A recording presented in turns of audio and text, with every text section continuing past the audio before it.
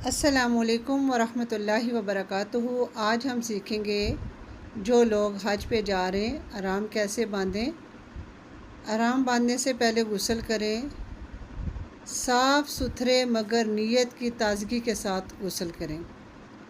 नाखून और बाल दुरुस्त करें, यानी कि नाखून तराश लें।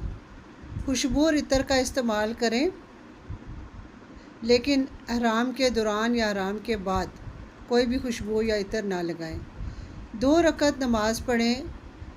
अल्लाह ताला से हज और उम्रा की कबूलियत के लिए दुआ करें। हराम की नीयत करें। मिकात पर पहुंचकर दिल में ये नीयत करें कि अल्लाह मैं हज और उम्रा करने की नीयत से हराम बांधती हूँ। तलबिया पढ़ें और हराम बांधने के बाद तलबिया पढ़ते रहें और दिल और ज़बान से सिर्फ़ अल्लाह को याद करें। मर्दों को हराम बांधने का जो तरीका है वो ये है, 2 सफ़ेद गैर सिले हुए कपड़े इस्तेमाल करें।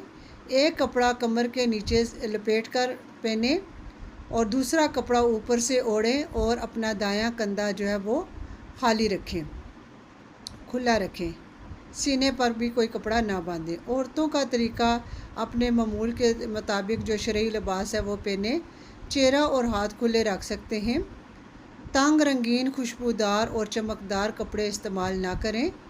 और हराम बांधने के बाद क्या काम नहीं करने चाहिए। खुशबू का इस्तेमाल ना करें, किसी भी खुशबू, किसी भी किस्म का।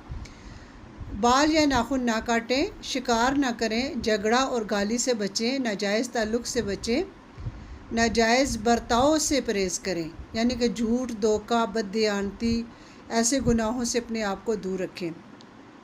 याद रखें, हराम अल्लाह के हुक्म की तामील और इसकी कुर्बत हासिल करने का एक अजीम ज़रिया है।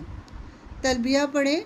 लब्बैक अल्लाहुम्मा लब्बैक, लब्बैक ला शरीक लक लब्बैक, इन्नल हम्दा वन निअमत लक वल मुल्क ला शरीक लक।